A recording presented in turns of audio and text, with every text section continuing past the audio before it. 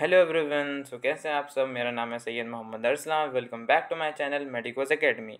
आज की वीडियो का हमारा एजेंडा होने वाला है ग्लैंडुलर एपिथेलियम। ग्लैंडुलर एपिथेलियम को हम तीन तरह से पढ़ने वाले हैं, तीन तरह से क्लासीफाई करके पढ़ने वाले हैं। पहला है नंबर ऑफ सेल्स, फिर on the basis of presence of ducts, और फिर उसके बाद on the basis of nature of secretion. इन तीन तरह से हम ग्लैंडुलर एपिथेलियम को क्लासीफाई करके पढ़ेंगे। ये आज की वीडियो में मैंने एक एक्स्ट्रा इनपुट डाला हुआ है। हमने एनसीईआरटी का पीडीएफ डाला है, हम एनसीईआरटी को भी पढ़ेंगे।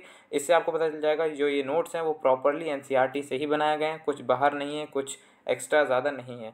ठीक है, तो शुरू करते हैं। ग्लैंडुलर एपिथेलियम जो है, एक बात और कि अगर आपको ये वाला जो मैंने पीडीएफ डाला है अगर आपको अच्छा लगा, हम एनसीईआरटी से भी पढ़ रहे हैं, तो प्लीज़ कमेंट सेक्शन में आप अपना फीडबैक ज़रूर दीजिएगा। और शुरू करते हैं। ग्लैंडुलर एपिथेलियम कोई नई चीज़ नहीं है। हमने अब तक जो भी पढ़ा कि हमने जब भी सिंपल एपिथेलियम को क्लासिफाई किया क्यूबॉइडल में, कॉलमनार में, ग्लैंडुलर एपिथेलियम कोई नई चीज़ नहीं है। इसमें भी सेल्स जो हैं आपके क्या होने वाले हैं, आपके सेल्स क्या होने वाले हैं, क्यूबॉइडल होने वाले हैं, कॉलमनार होने वाले हैं, कोई भी डिफरेंस नहीं है। अब बात आती है तो हमने क्लासिफाई क्यों किया, बिकॉज इनका जो फंक्शन है वो है सेक्रीशन। मतलब जो एपिथेलियम आपका सेक्रीशन दिखा रहा है हम उसे ग्लैंडुलर एपिथेलियम कहेंगे। अब बात आती है स्क्वामस एपिथेलियम की। क्या स्क्वामस एपिथेलियम सेक्रेशन दिखाता है? बिल्कुल नहीं। हमने फंक्शन क्या देखा था वहाँ पे? फंक्शन देखा था फिल्ट्रेशन एंड डिफ्यूजन। तो कहीं पे वहाँ फंक्शन सेक्रेशन था? बिल्कुल नहीं था। जब हम आपका क्यूबॉइडल एपिथेलियम पढ़ रहे थे तो वहाँ बेसिकली फंक्शन था वहाँ पे क्यूबॉइडल एपिथेलियम में, और आपको कॉलमनार एपिथेलियम में हमने देखा था वहाँ फंक्शन आपका सेक्रेशन एंड अब्जॉर्प्शन, जैसे गॉबलेट सेल्स हमने देखा था, है ना, आपका पीसीटी देखा था, तो वहाँ पे फंक्शन था। और सेम बात यहाँ पे भी आती है। अब आगे चलते हैं on the basis of number of cells. अब हम क्लासिफाई कर रहे हैं ग्लैंडुलर एपिथेलियम को। मतलब ग्लैंडुलर एपिथेलियम जो होने वाला है वो किस तरह से होता है, किस तरह से हम क्लासिफाई करेंगे नंबर ऑफ सेल्स में। दो तरह से हम क्लासिफाई कर सकते हैं, यूनिसेलुलर और मल्टीसेलुलर। मतलब जो एपिथेलियम यूनिसेलुलर है, मतलब सिर्फ एक एपिथेलियम सेल्स, मतलब एक तरह के सेल्स प्रेजेंट होंगे और वो किसी तरह का सेक्रेशन कर रहे होंगे और वो एक एपिथेलियम टिश्यू होंगे, तो हम उसे क्या कहेंगे, यूनिसेलुलर ग्लैंडुलर एपिथेलियम। जैसे कि गॉबलेट सेल्स हमने यहाँ देखा था, यहाँ पे हमने देखा था कि स्टमक की लाइनिंग है, यहाँ पे स्टमक की लाइनिंग में गॉबलेट सेल्स प्रेजेंट हैं। गॉबलेट सेल्स प्रोड्यूस करते हैं म्यूकस। तो हमने क्या कहा, ये एक सेक्रीशन प्रोड्यूस कर रहे हैं म्यूकस, तो हमने बोला कि ये ग्लैंडुलर एपिथेलियम का एग्जाम्पल है। ठीक है, ये इसका शेप क्या है, फिर शेप क्या है, कॉलमनार। तो इसमें आपको साफ साफ दिख रहा है कि जो ग्लैंडुलर एपिथेलियम है वो क्यूबॉइडल भी हो सकता है, कॉलमनार भी हो सकता है। क्यूबॉइडल का एग्जांपल अभी हम आगे देखेंगे।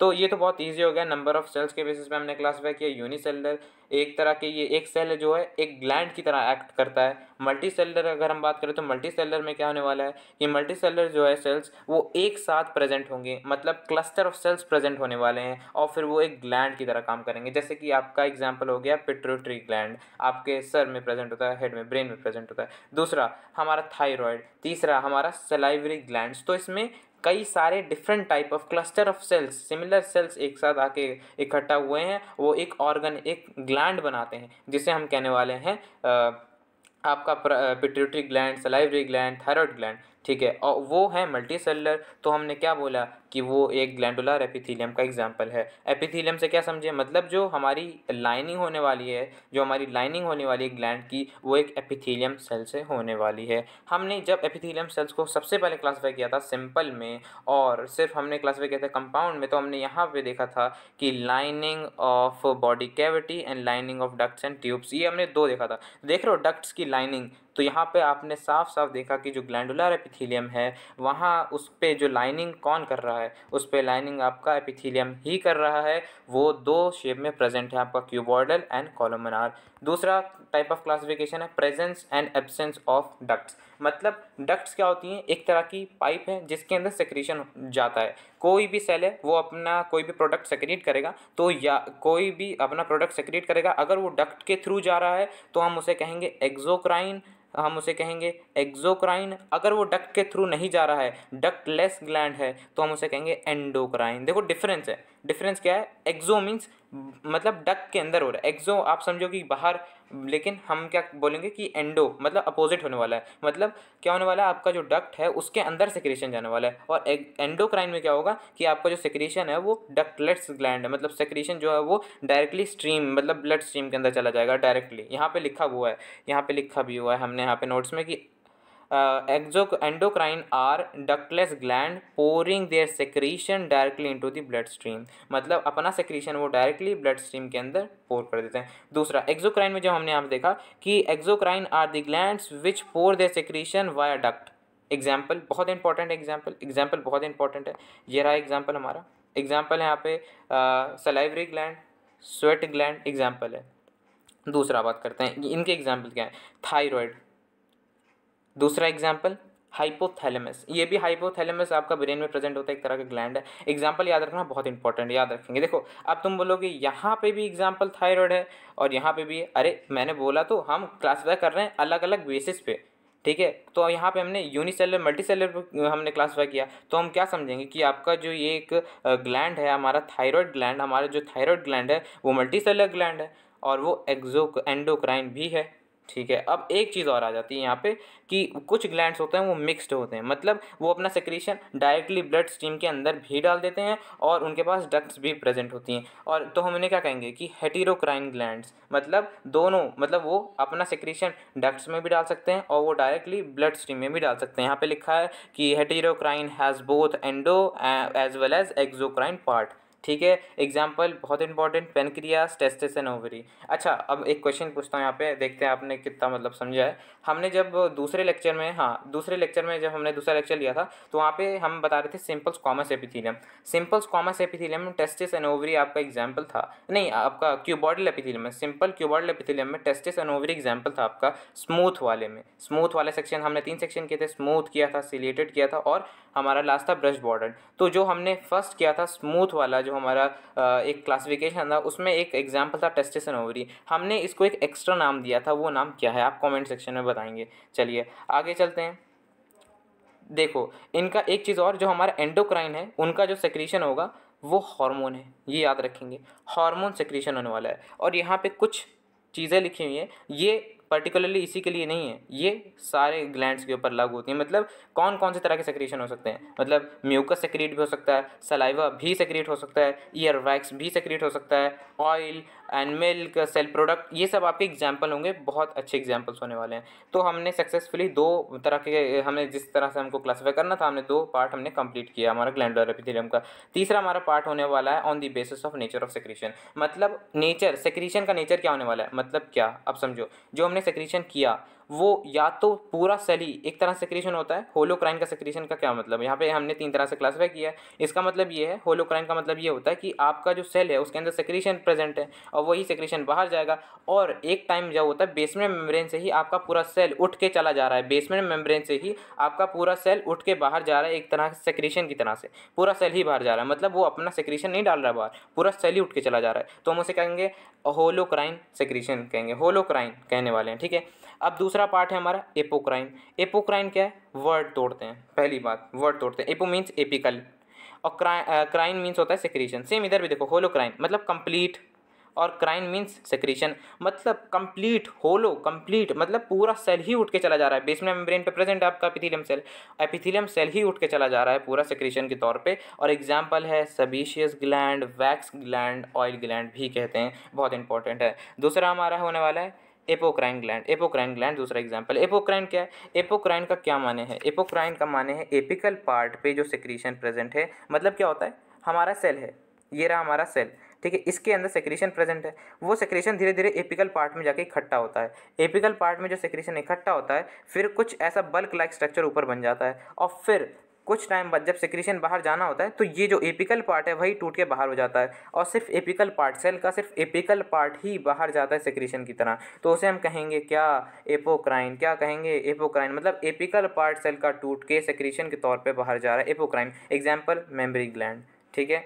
आगे अच्छा डेफिनेशन पढ़ लेते हैं, आपको इजी वही रहेगा। जैसे होलोक्राइन की डेफिनेशन क्या है, complete cell come out as a secretion, मतलब पूरा सेल ही बाहर आ रहा है सेक्रीशन के तौर पे।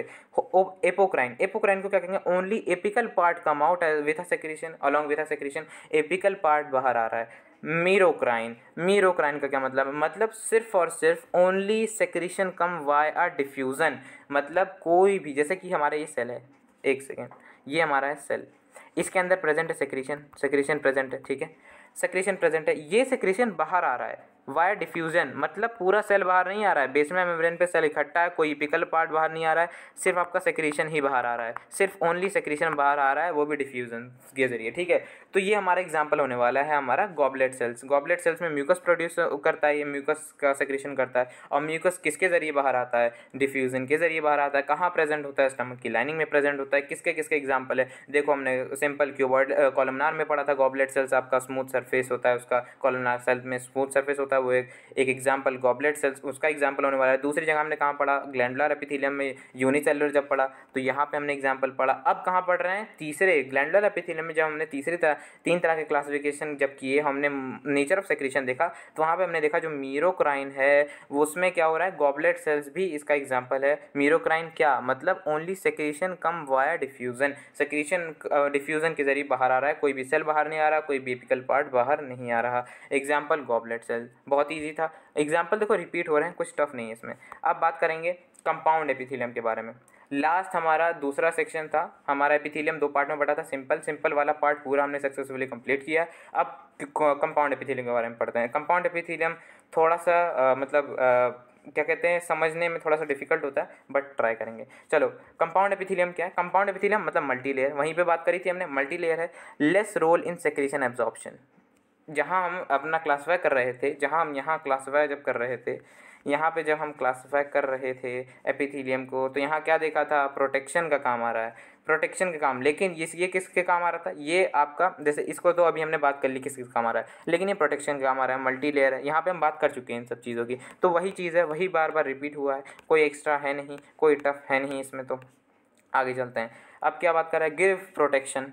ये देखो गिव प्रोटेक्शन, प्रोटेक्शन देता है, मल्टी सेलुलर है, less role secretion absorption, secretion absorption में कम रोल है, बिकॉज आपका सिंपल वाला जो है उसमें ज़्यादा रोल है, क्योंकि जब ज़्यादा लेयर होंगी तो सेक्रेशन अब्जॉर्प्शन कैसे आप सोच सकते हो, कितनी बार कितनी लेयर को क्रॉस करके आपका सेक्रेशन या अब्जॉर्प्शन होगा, है ना। तो कॉमन सेंस की बात है। तो आगे चलते हैं।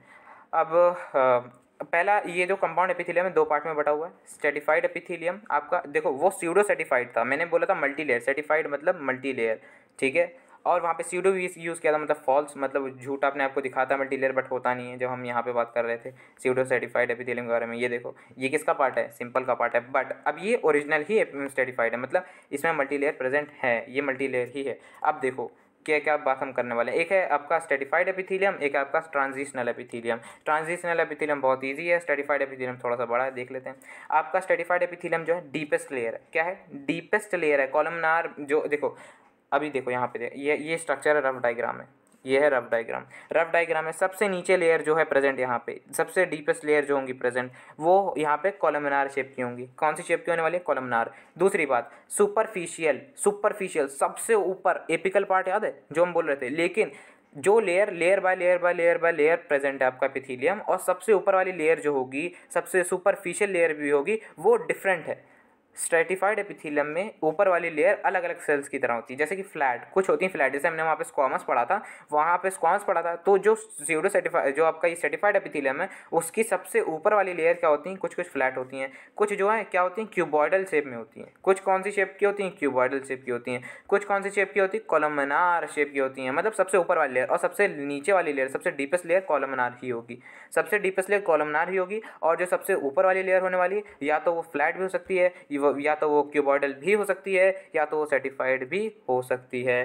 क्या ये बात आती है समझ, बिल्कुल आती है। चलो अब देखो बात करते हैं, यहाँ पे हमने तो यहाँ तक जान लिया, अब थोड़ा सा सब समझते हैं। सुपरफिशियल लेयर फ्लैट है, क्यूबॉइडल है, और सुपरफिशियल लेयर यहाँ पे एग्जाम्पल्स।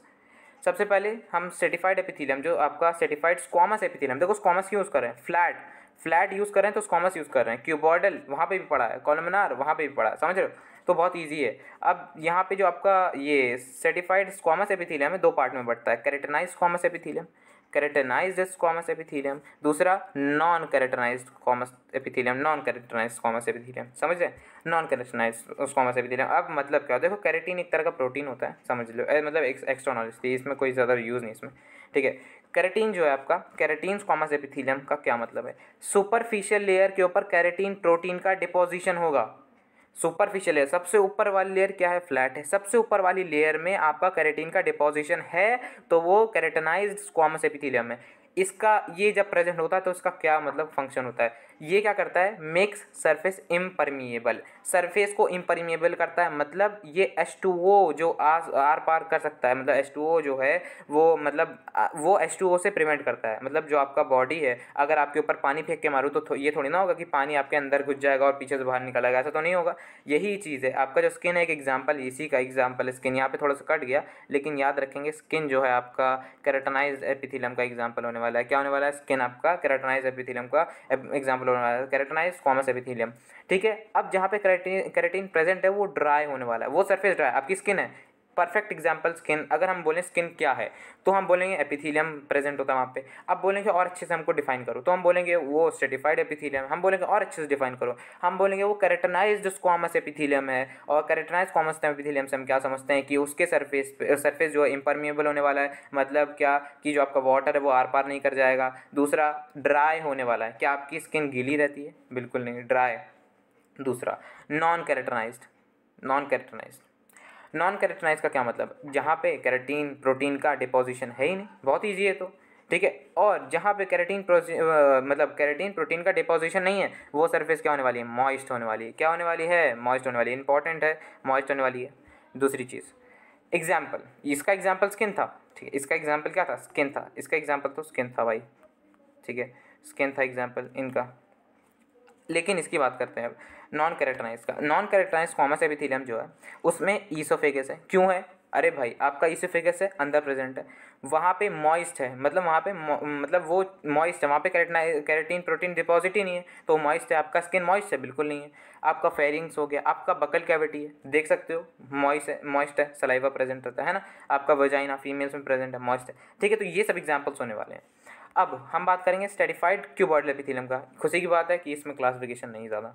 स्ट्रेटिफाइड क्यूबॉइडल एपिथेलियम जो है वो उसके एग्जांपल्स पढ़ने, क्योंकि हमने तो समझ लिया कि डीपेस्ट लेयर जो कॉलमनार होनी ही है और जो आपकी सुपरफिशियल सबसे ऊपर वाली लेयर है वो क्या क्यूबॉइडल शेप में होगी। अब डक्ट्स ऑफ ग्लैंड्स, ठीक है, डक्ट्स ऑफ सलाइवरी ग्लैंड होता है, उनकी डक्ट्स को ये कवर कर लेगा, को क्यूबॉइडल है। ठीक है, उनके डक्ट्स को कवर कर लेगा। आपका पेनक्रियाटिक डक्ट्स को कवर कर लेगा। स्वेट ग्लैंड्स, ये सब एग्जांपल्स है। ग्लैंड्स, मोस्टली ग्लैंड्स, जहाँ ग्लैंड्स वहाँ पे ये जान जाओ। ठीक है, एक और है मेमरी ग्लैंड, याद रखेंगे मेमरी ग्लैंड। और कहाँ देखा था हमने, कहाँ देखा था, और कहाँ देखा था, एपोक्राइन में देखा था। एपोक्राइन, ग्लैंडुलर एपिथेलियम में एपोक्राइन देखा था। तो इससे हम क्या समझे, मतलब जहाँ पे आपका ये मेमरी ग्लैंड प्रेजेंट है उसकी सबसे ऊपर वाली लेयर कौन सी होने वाली है, कौन सी होने वाली है, क्यूबॉइडल। और हमने वहाँ पे भी देखा था कि सबसे ऊपर वाली लेयर क्या है, क्यूबॉइडल है ना, वहाँ पे देखा था। और सेक्रेशन किस तरह का होगा, एपिकल पार्ट में सेक्रेशन से रिलेट करके चलेंगे तो बहुत ईजी हो जाता है। ठीक है, आगे स्ट्रेटिफाइड कॉलमनार एपिथेलियम।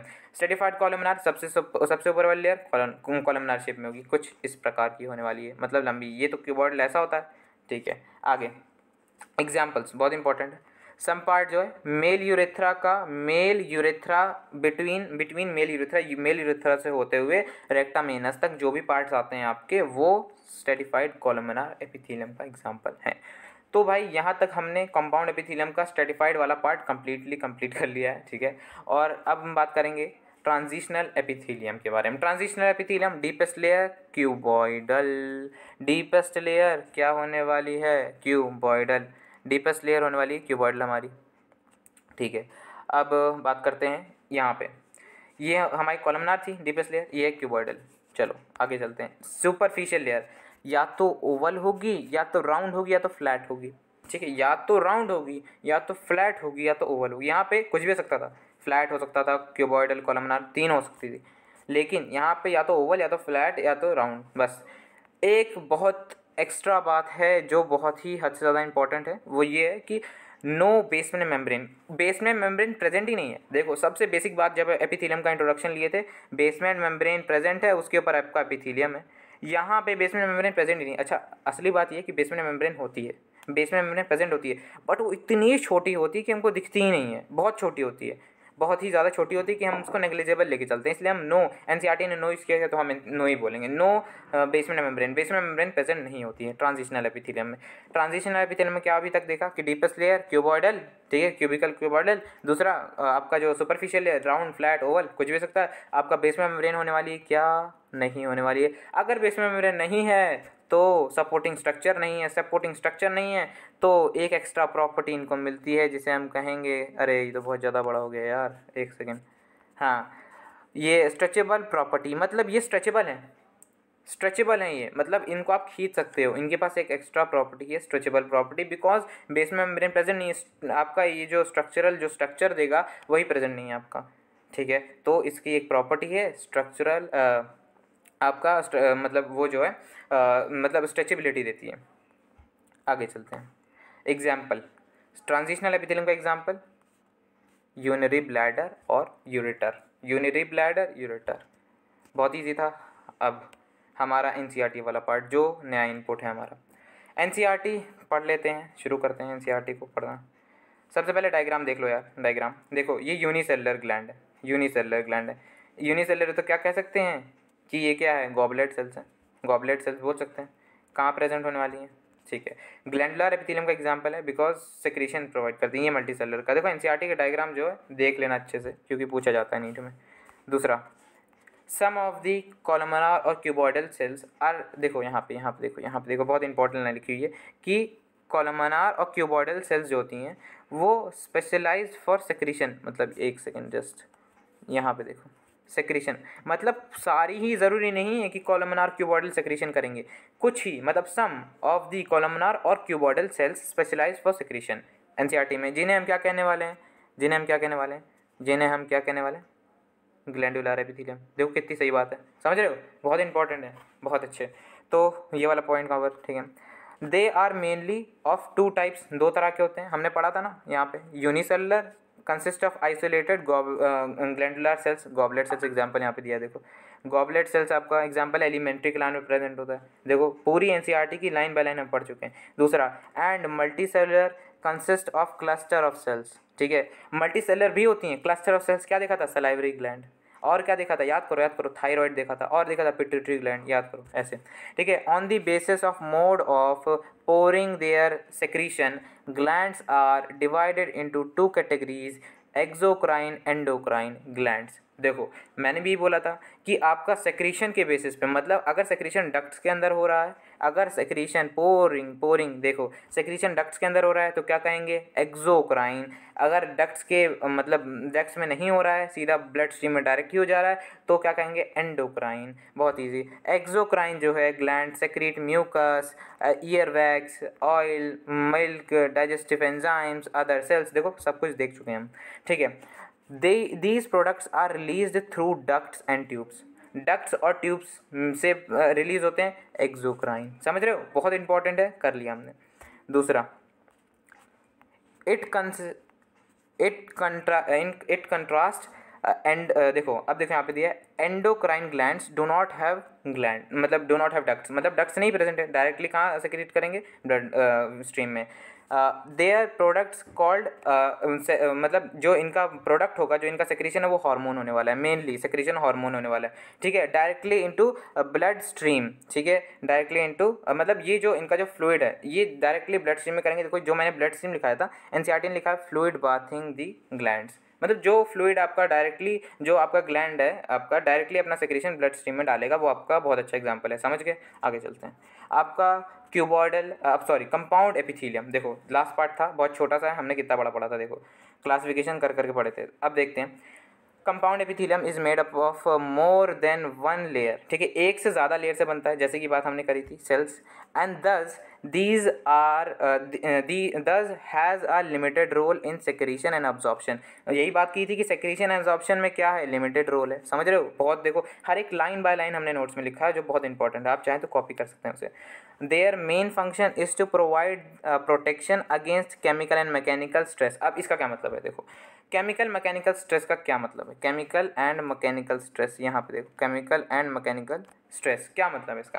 केमिकल, देखो मैं एक तरह से बात करता हूँ, आपका मैंने हाथ, मान लो आपका हाथ जो है कट गया, आपका हाथ कट गया, ठीक है, अगर आपका हाथ जो कट गया वहाँ पे अगर नींबू, मतलब अगर वहाँ पे नींबू स्क्वीज़ करके आपको डालूँ तो आपको कैसा फील होगा, बहुत अजीब सा फील होगा, बहुत अजीब सा लगेगा, मतलब बहुत क्रिंजी सा आप फील, समझ रहे हो ना, हाँ बस वैसे ही फील होगा आपको, तो हम उसे कहेंगे केमिकल स्ट्रेस। और मैकेनिकल स्ट्रेस, मैं आपको रख के एक मुक्का मारूँ या आप मुझे मारो तो मुझे कुछ स्ट्रेस होगा, मतलब मुझे मतलब मैकेनिकली बाहर से कुछ इंजरी होगी, तो उसे हम मैकेनिकल कहेंगे। केमिकल क्या, आपका देखो केमिकल का फीलिंग आप समझ रहे हो, मैकेनिकल का फीलिंग समझ रहे हो, इसे ही आपका केमिकल एंड मैकेनिकल स्ट्रेस कहने वाले हैं, समझ गए।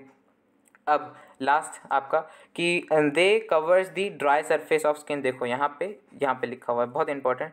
दे covers the dry surface of skin, the moist surface, buccal cavity, pharynx, inner ducts of salivary glands and your patriotic glands. देखो यहाँ पे मैंने आपका कैरेक्टराइज्ड और नॉन कैरेक्टराइज्ड बताया था, सेम बात यहाँ पे भी लिखी हुई है, बट इन्होंने स्पेसिफिकली नाम नहीं लिया है। हमने यहाँ पे कुछ एक्स्ट्रा बातें करी थी, मतलब समझ गया।